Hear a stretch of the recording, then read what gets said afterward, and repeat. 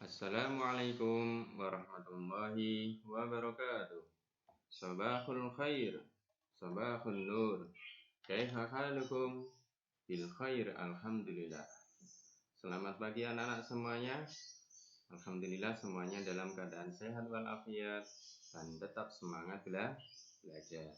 Anak-anak, pada pertemuan kali ini kita sudah memasuki tema 4, subtema 3, PP1 dan 2. Hari ini kita akan mempelajari pendapat pribadi tentang cerita dalam dongeng. Dongeng adalah cerita yang tidak benar-benar terjadi. Biasanya di dalam dongeng itu terdapat tokoh, alur atau jalannya cerita, dan pesan moral. Dongeng biasanya diceritakan secara lisan, secara turun-temurun untuk mewarisi pesan moral yang terkandung di dalamnya. Pesan moral ini bisa diketahui dari kejadian-kejadian yang ada di dongeng. Pesan moral ini bisa diterapkan dan diteladani dalam kehidupan sehari-hari. Karena itu, nanti dalam sebuah dongeng kalian bisa memperhatikan tokoh ataupun alur ataupun pesan moral yang terdapat di dalam dongeng. Oke. Selanjutnya kalian coba baca dongeng kelinci dan kura-kura, lalu kerjakan soal-soalnya, yaitu yang terdapat pada halaman 47 Bu Bena 47 sampai 48. Kalian coba cerita tersebut, yaitu antara kelinci dan kura-kura. Selanjutnya anak-anak, kita akan membahas tentang kegiatan ekonomi pembuatan kertas.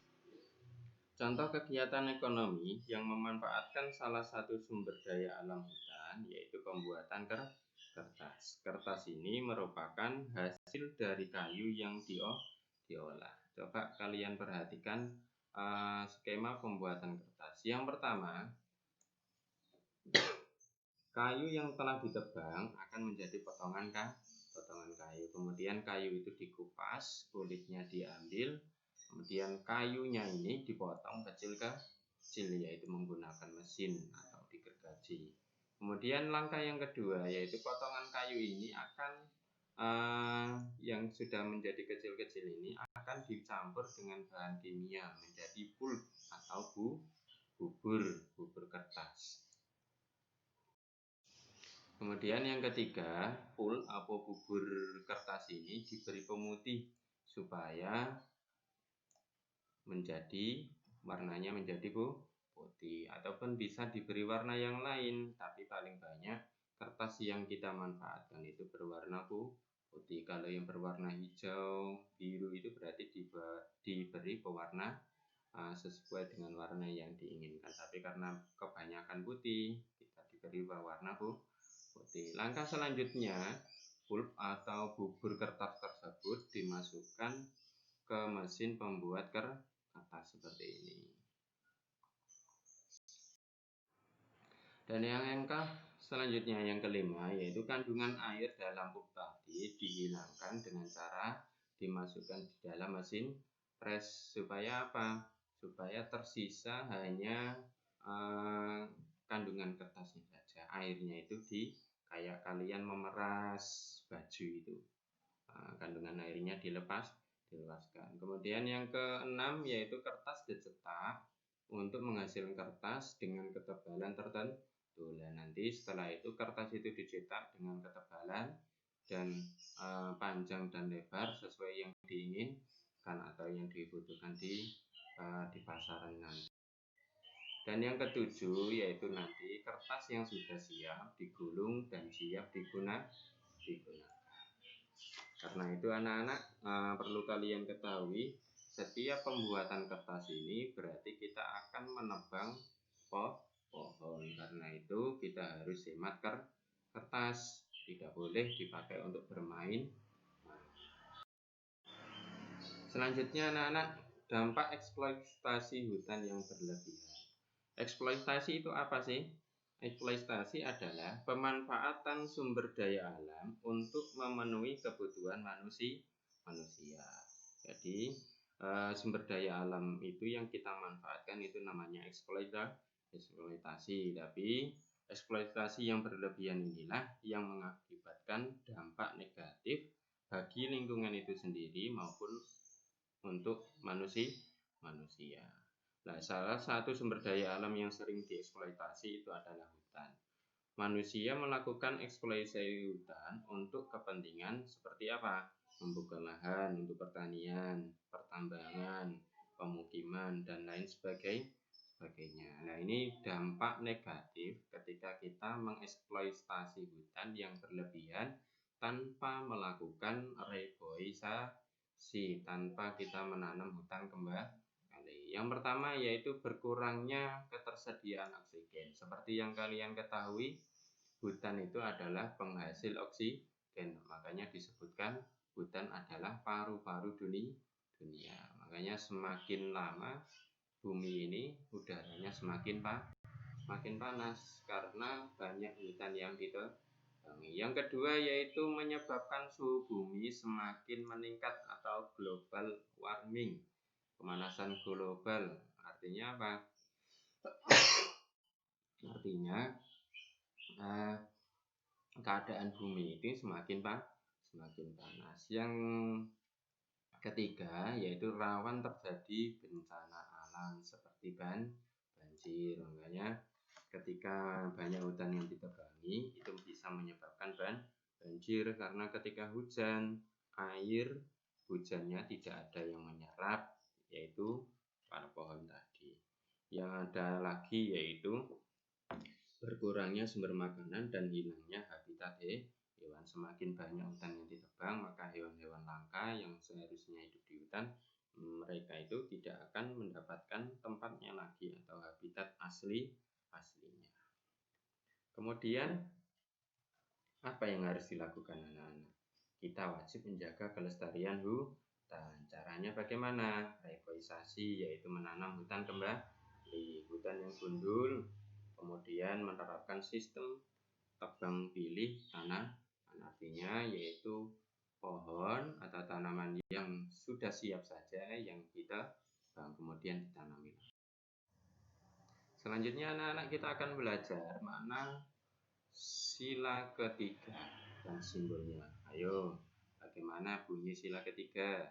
Yaitu Persatuan Indonesia. Sila ketiga ini dilambangkan dengan pohon beringin. Ini di antara maknanya. Akar gantung. Akar gantung pada pohon beringin ini artinya Indonesia itu memiliki berbagai macam ras, etnis, suku, dan budaya. Nah, akar gantung yang ada di pohon beringin itu kan banyak. Artinya suku, ras, dan etnis di Indonesia ini juga sangat banyak. Yang kedua, pohon beringin ini sangat rindang, artinya sebagai pemersatu bangsa. Karena apa? Orang-orang Indonesia ini, seluruh rakyat Indonesia bisa berteduh di bawah pohon beringin. Bisa dipahami anak-anak makna dari sila ketiga ini. Selanjutnya, luas segitiga. Seperti yang kalian pelajari sebelumnya, kita sudah mempelajari luas persegi panjang, yaitu panjang kali lebar. Luas segitiga ini adalah setengah dari luas persegi panjang. Coba perhatikan persegi panjang di sini. Persegi panjang ini jika dipotong pada diagonalnya, maka setiap potongan ini adalah setengah dari luas persegi panjang. Loh, ini menjadi 2, ini 1, ini 2. Berarti luas segitiga adalah setengah dari luas persegi panjang. Oke. Nah, seperti ini. Ketika kita belah panjang, ini lebar. Panjangnya diganti alas, lebarnya diganti menjadi tinggi, maka luasnya yaitu setengah dari persegi panjang. Kalau panjang dan lebarnya itu kita ganti dengan alas dan tinggi, maka luas segitiga yaitu setengah kali alas kali tinggi. Oke, bisa dipahami anak-anak? Selanjutnya kita akan menggambar objek benda. Nah, bagaimana caranya? Nah, perhatikan langkah-langkahnya berikut. Yang pertama, sketsa pemandangan pantai terlebih dahulu. Kita buat pantai seperti ini. Kemudian ada matahari yang akan tenggelam ya. Kemudian awan-awannya. Yang kedua, mulailah menambahkan perahu nelayan ini. Dikasih perahu, karena di pantai itu kan banyak perahunya ya.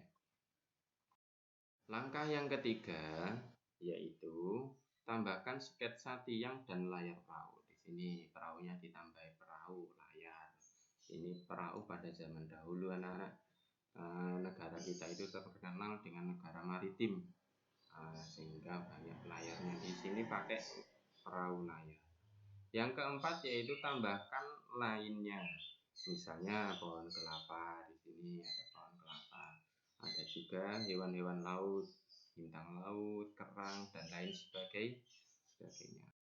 Langkah yang kelima yaitu tebalkan sketsa dan hapus garis-garis yang tidak terpakai. Kemudian gambar sketsa tadi yang sudah kalian buat, ya kalian tebali.